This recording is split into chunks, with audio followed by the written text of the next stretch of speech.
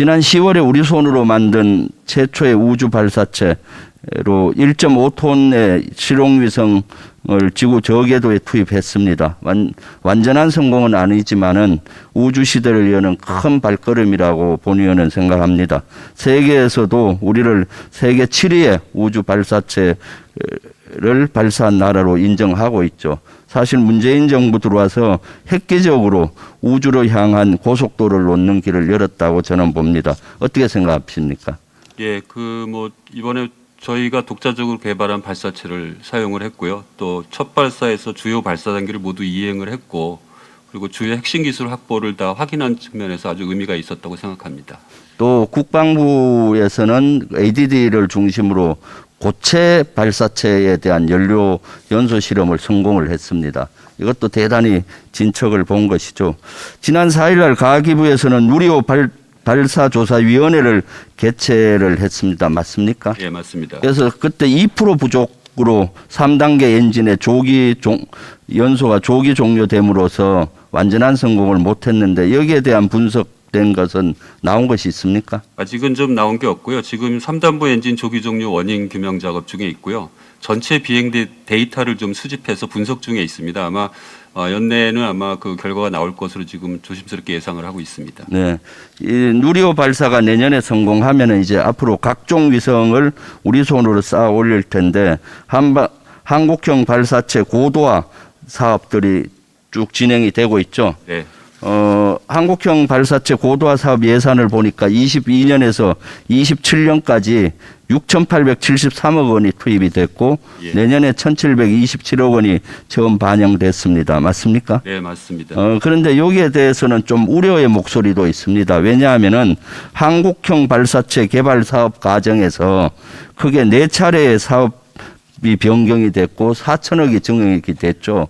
그래서 이러한 한국형 발사체 고도화 사업을 하면서도 사업 관리가 부실해질 수 있는 것에 대해서 염려하고 있는데 여기에 대해서는 어떻게 생각하십니까? 예, 그동안의 경험상 그 반성할 점 좀 반성을 하겠고요. 그 원인을 잠깐 말씀드리면 그때 엔진 연소가 좀 불완전한 점이 있었고 그 엔진 클러스터링에 좀 기술적 난제들이 좀 있었습니다. 그래서 부득이하게 사업 일정이 변경됐는데 앞으로는 그런 일정이 없도록 반면교사 삼아서 앞으로 남은 계획을 추진토록 하겠습니다. 네, 새로운 기술, 새로운 길을 가는 데는 시행착오도 있고 많이 그렇습니다. 그렇지만은 좀 더 각별한 관심을 가지면은 그런 시행착오를 줄일 수가 있겠죠. 명심하겠습니다. 이 사업이 민간 이전하게 돼 있잖아요. 기술 이전. 예, 예. 지금 기술 이전 사업인데 조금 진도가 보니까 실적이 잘 안 나오는 것 같아요. 19년도에 58.8%, 20년에는 70% 정도 됐는데 19, 20년에 한국형 발사체 개발 사업이 이전 목표를 달성을 잘 못하고 있는데 이유가 뭐죠? 그 후반부에 좀 발사체 설계 확정된 다음에 발사체 제작에 좀 치중을 하다 보니까 기술 이전에 좀 소홀했던 것 같습니다. 저희가 지금 그 문제에 대해서 반성을 하고 이전을 위한 계획을 지금 수립 중에 있습니다. 그래서 앞으로 우주로 가는 길을 열기 위해서는 가계부뿐만 아니라 민간과 같이 가야 빨리 갈 수가 있으니까 거기에 관심을 가져주세요.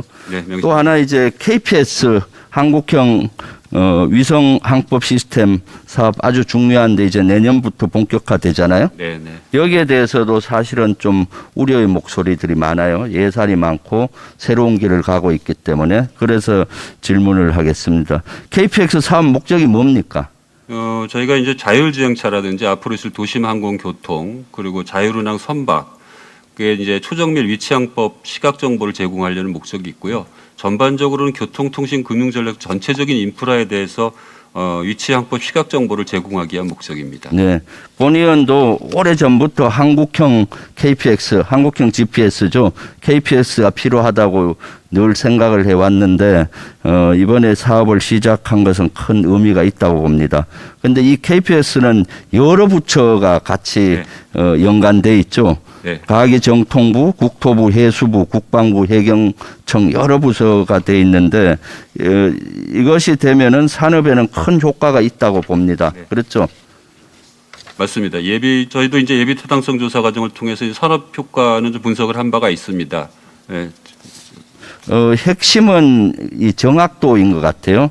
센티미터급 PNT 그러니까 위성 항법 시간 정보 기술인데 현재 우리 기술은 어느 정도 수준입니까? 현재는 아직은 초기 단계인 것 같고요. 그 이 사업이 성공이 되면은 5cm급 정확도로 충분히 지금 상황에서는 가능하다고 지금 판단을 하고 있습니다. 그렇죠. 지금은 GPS에서 받는 정보는 미터 단위 정도인데 이제 센티미터까지 정확히 하게 되면은 미래 IT 시대와 산업도 발전할 수가 있고 무기 체계도 획기적으로 발전할 수 있다고 봅니다.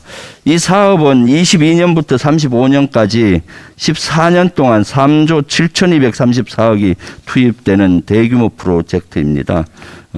준비, 수행 과정 또 운용 단계 여러 가지 전략들이 필요한데 여기에 대해서 좀 각별히 좀 관심을 가질 필요가 있는데 지금 준비 사항은 어느 정도 됐습니까? 예, 내년부터 사업이 되고 있기 때문에 지금 준비 작업을 진행 중에 있고요.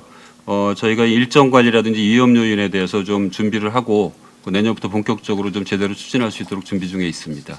국가우주위원회에 KPS 위원회를 만들어야 되고 또 개발단 KPS 개발단 사업을 만들게 돼 있는데 KPS 위원회를 만들려면 법이 개정돼야 되지 않습니까? 예, 법 개정이 필요합니다. 지금 그건 진행이 되고 있습니까? 법 개정안에 대해서 준비 중에 있고요. 저희가 KPS 개발 사업 추진 계획안이 11월 중에는 확정이 됩니다. 그런다 그거랑 병행을 해서 개정안에 대해서 입법을 할 진행을 예정입니다. KPS 개발 사업단은 어떻게 진행되고 있습니까? 현재 지금 행안부랑 그 인원이나 이런 것도 좀 협의 중에 있습니다. 행안부하고 잘 협의를 해서 예. 개발이 쉽게 효율적으로 되게 좀 해주세요. 예.